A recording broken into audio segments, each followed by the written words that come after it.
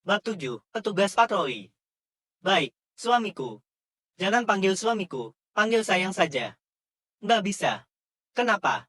Sayang itu panggilan yang terlalu mesra. Kamu baru berubah jadi baik sama aku 2 hari belakangan. Aku masih belum siap panggil kamu begitu.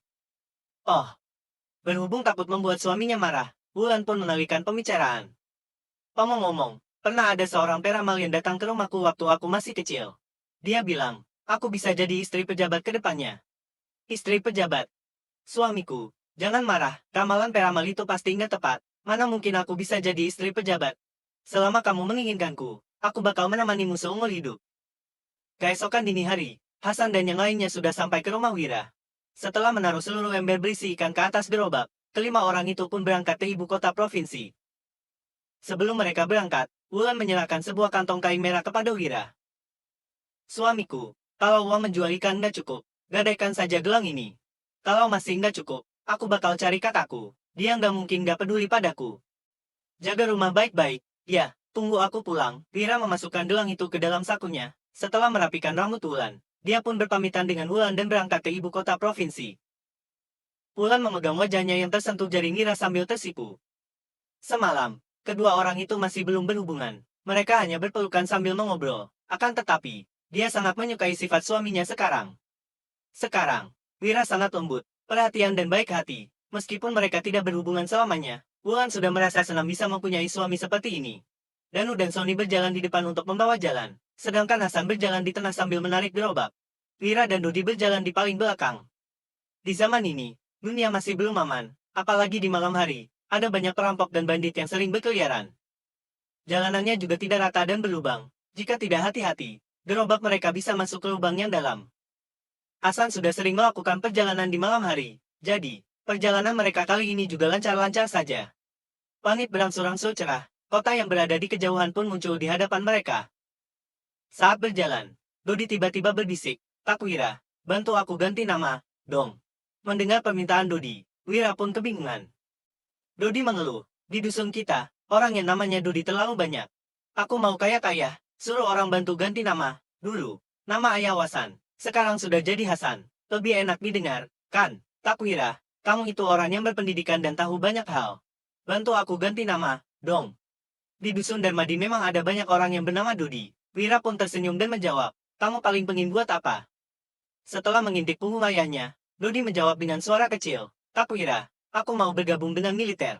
Aku mau basmi bangsa Agrel biar bisa mendapatkan kembali tanah kita yang direbut mereka." Setelah mendengar jawaban Dodi, Wira pun terdiam. Bangsa Agrel dan kerajaan Nuala sudah berperang ratusan tahun. Mereka sudah berhasil merebut sepertiga tanah kerajaan Nuala. Wira tidak menyangka Dodi yang hidup miskin malah mempunyai pemikiran seperti itu. Setelah tertegun sesaat, Wira pun menjawab, "Kalau gitu, Zabran saja."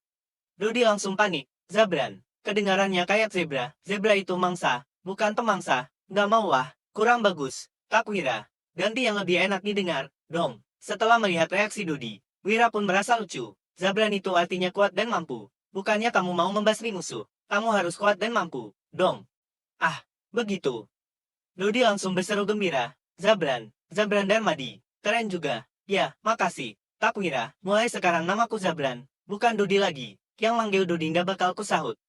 Wira mengerjanya. "Dodi."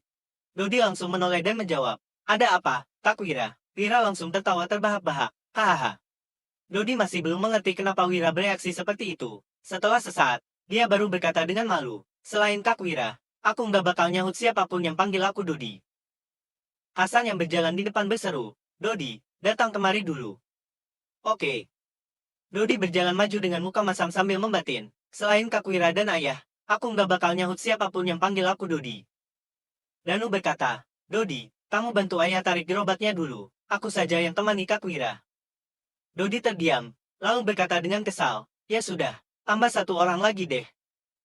Danu yang terlihat serius berjalan ke belakang gerobak, lalu berkata dengan malu, "Kak Wira, aku juga mau ganti nama." Wira berkata sambil tersenyum, "Kamu pengin buat apa?" Danu berbisik, "Aku nggak mau masuk militer, tapi aku suka bela diri. Ayah bilang berlatih bela diri itu menghabiskan banyak energi, tubuhku nggak bakal tahan kalau kelaparan. Sementara dulu, kami selalu kurang makan, jadi, aku nggak bisa latihan dengan baik." Mata Wira langsung berbinar setelah mendengarnya, "Kamu pernah berlatih bela diri?" Siapa yang ajarin, kamu bisa sekaligus hadapi berapa orang? Danu menggaruk kepalanya dan berkata dengan malu, ayah pernah ajari beberapa teknik militer. Aku juga cuman pernah mukul Dodi. Kakak yang memukul adiknya mana mungkin pakai kekuatan penuh. Wira pun bercanda. Kalau berlatih bela diri, kamu harus berlatih sampai jadi yang paling kuat. Gimana kalau namamu, Satria, saja? Danu langsung terkejut. Ah, Kak Wira, aku nggak sanggup terima nama yang artinya sedalam itu. Wira menepuk bahu Danu sambil berkata, percaya saja sama diri sendiri. Tetapkan tujuanmu, lalu berusaha capai tujuan itu. Ini bisa menyemangati dirimu sendiri. Satria Darmadi, Satria, M. Setelah bergumam beberapa kali, Danu pun mengangguk. Semangat juang mulai memenuhi tatapannya. Setelah beberapa saat, Sony juga mendekati Wira sambil menyeringai. Tak Wira, nama Sony biasa banget, aku juga mau ganti nama. Wira mendengus. Arti namamu itu pembawa berkah, mana biasa. Setelah mendengar ucapan Wira, Sony pun menjadi bersemangat. Habis dengar ucapan Kak Wira, aku jadi merasa namaku sudah berbeda. Kayak jadi lebih berkelas. Kak Wira memang berwawasan luas. Makasih. Biasanya, pemilik tubuh sebelumnya selalu naik kereta sapi untuk pergi ke ibu kota provinsi. Dia tidak pernah berjalan sejauh 20 km. Belum sampai setengah jalan, Wira sudah tidak sanggup berjalan lagi. Dia mau tak mau harus duduk di atas gerobak. Namun, Hasan, Danu dan Dodi masih berjalan dengan lincah. Bahkan Sony juga masih terlihat energi. Energi mereka benar-benar di luar jangkauan orang dari era teknologi. Setelah beberapa saat, mereka berlima pun tiba di ibu kota provinsi. Tembok kota mengelilingi sebuah menara yang tingginya sekitar 3 meter. Di atas menara, berdiri para prajurit yang bersenjata. Di luar dan dalam tembok kota, terdapat 2 baris prajurit yang bersenjata dan 2 penjaga yang duduk di balik meja. Danu, Dodi dan Sony memandang ke arah menara dengan wajah terkejut, sedangkan Hasan malah tidak menunjukkan reaksi apapun. Gerobak menjual ikan harus bayar 100 gabak untuk masuk ke kota, kata prajurit penjaga pintu setelah memeriksa gerobak mereka. Wira pun membayar uang dengan terpaksa. Pemilik tubuh sebelumnya sering datang ke ibu kota provinsi, jadi, dia tahu harus membayar uang masuk apabila mau berjualan di kota. Biaya yang harus dibayar tergantung pada barang apa yang mereka bawa. Dulu, membawa masuk segerobak ikan hanya perlu membayar 50 gabak. Bulan lalu, pemimpin kabupaten baru diganti. Biaya masuk kota pun meningkat hingga 2 kali lipat. Setelah menerima bayaran dari Wira, prajurit penjaga baru membiarkan mereka masuk. Di dalam kota, ada beberapa rumah bertingkat 2 yang terbuat dari batu bata. Setelah melihatnya, Wira sedikit kecewa. Situasi di dalam kota bahkan lebih buruk dari desa di kehidupan lampaunya. Namun, para penduduk kota memakai pakaian yang jauh lebih bagus dan bercorak daripada penduduk dusun Darmadi. Danu, Dodi dan Sony terlihat bersemangat, seolah-olah sudah memasuki dunia baru. Ada banyak penduduk dusun yang mungkin tidak pernah keluar dari dusun seumur hidup mereka. Jalan ibu kota provinsi, mereka mungkin juga jarang pergi ke pusat desa atau kota kecil. Jadi, orang yang pernah datang ke ibu kota provinsi selalu merasa sangat bangga. Kelima orang itu mendorong gerobak mereka ke pasar daging yang berada di sebelah timur kota. Setelah sampai di depan pasar, Hasan berkata, aku nggak tahu harga pasaran ikan. Harus pergi cari tahu dulu nih. Wira menatap ke arah Danu, Dodi dan Sony. Dodi menggaruk kepalanya dengan kebingungan, sedangkan Danu juga terlihat sedikit takut. Sony pun maju dengan percaya diri, serahkan hal ini padaku. Tidak lama kemudian, Sony kembali dan menjelaskan tentang pajak penjualan dan harga ikan dengan jelas. Harga pajak penjualannya 10%. Seekor ikan kecil yang beratnya di bawah 500 gram harganya 20 gabak, yang beratnya sekitar sekilo harganya 30 gabak. Ikan yang beratnya di atas 1,5 kg bisa dijual 40 gabak. Yang beratnya 1,5-4 kg bisa dijual 50 gabak, sedangkan yang beratnya di atas 4 kg bisa dijual 60 gabak. Namun, itu adalah harga ikan yang sudah mati. Jika ikannya masih hidup, harganya bisa ditambah 20 gabak dari harga sebelumnya.